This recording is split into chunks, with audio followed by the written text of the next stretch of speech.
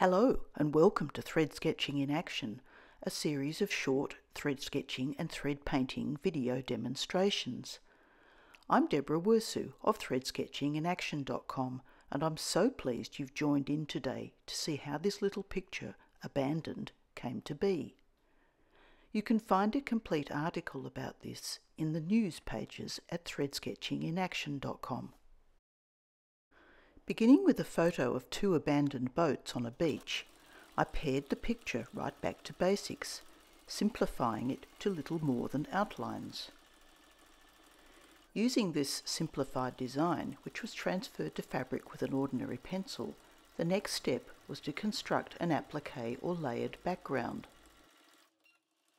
Although there is actually very little that you could rightly call appliqué in this, I think you may begin to see, as the video progresses, how you could incorporate more appliqué to embellish the design. Often with this style of thread sketching, black thread is commonly used.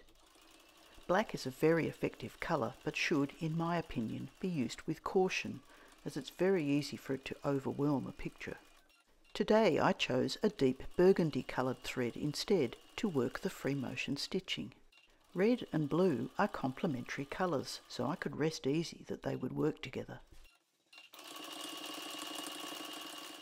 While I always try to work free motion stitching in as continuous a line as possible, the very nature of the detail on these boats did necessitate a good deal of stopping and starting.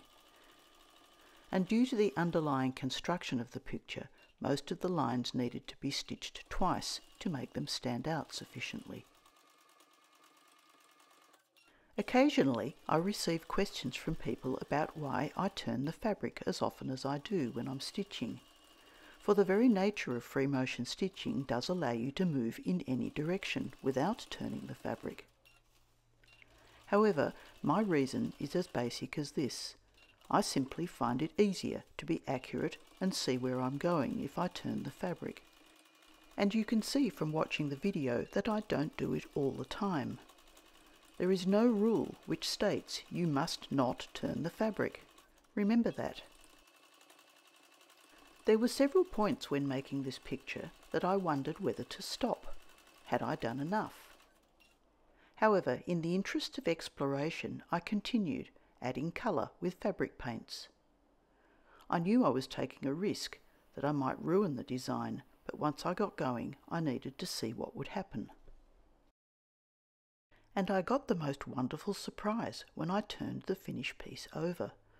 Even with its messy, machine-cut threads, I think there's an added element of abandonment and decay that enhances the overall effect.